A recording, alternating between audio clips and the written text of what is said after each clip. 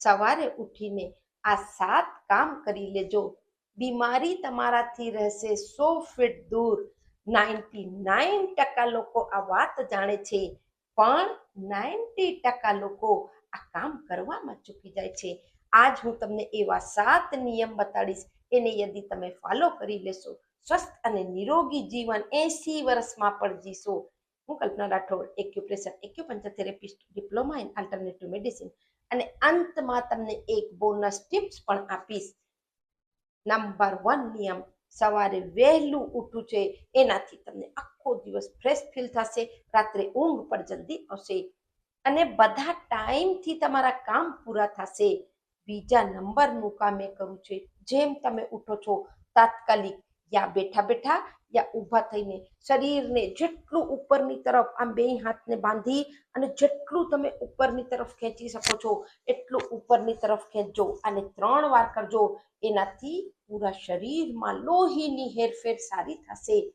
ત્રીજા નંબરનું કામ એ કરવું છે કે ઉઠીને જેમ આપણે બેસી છીએ, ઉકળું બેસીએ છીએ, ઇન્ડિયન ટોયલેટમાં બેસીએ છીએ, યા તમે ઉકળું નથી બેસી શકતા, તમે સ્ટ્રેટ આમ સીધું બેસી પલાઠી વારી શકો છો તો ધી બેસ્ટ. નથી વારી શકતા, નો પ્રોબ્લેમ.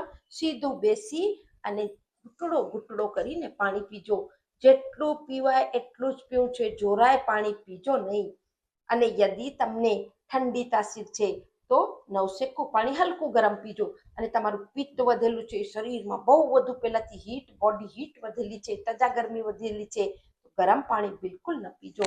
ચોથા નંબરનું કામ એ કરવું છે કે તમે જ્યારે બ્રશ કરો છો, આંગળીથી સરસથી આંગળી બધી દાંત ઉપર ફેરવી લેજો. પેઢા તમારા મજબૂત થશે અને ખોબામાં પાણી ભરી ખૂબ સરસથી 15-20 વાર આંખોમાં છાંટજો.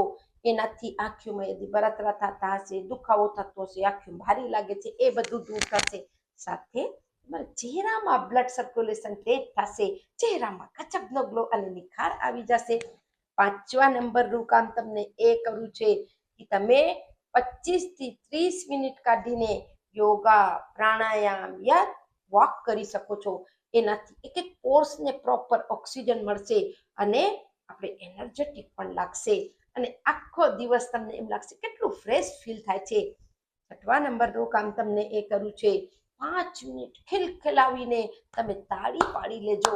એનાથી તમારા એક્યુપ્રેશરના પોઈન્ટ જે હાથમાં હોય છે એ પોઈન્ટ પ્રેસ થશે અને તમને એનર્જેટિક લાગશે.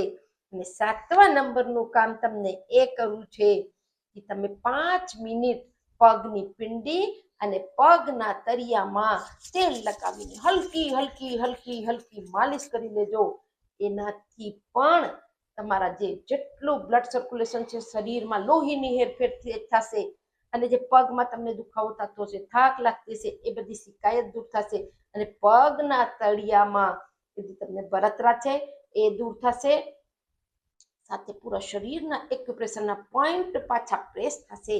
અને બોનસ ટિપ્સ એ છે કે સવારમાં નાસ્તામાં તમે જે પણ લ્યો છો એની સાથે જે સિઝનમાં જે ફળ મળે છે એને તમે જરૂર ખાઈ લેજો. વધુથી વધુ લોકોને શેર કરો, કારણ કે દરેક વ્યક્તિ ચાહે છે જ્યાં સુધી એનું જીવન છે એ સ્વસ્થ અને નિરોગી જીવન જીવે. સ્વસ્થ રહો, મસ્ત રહો, ખુશ રહો. નમસ્કાર.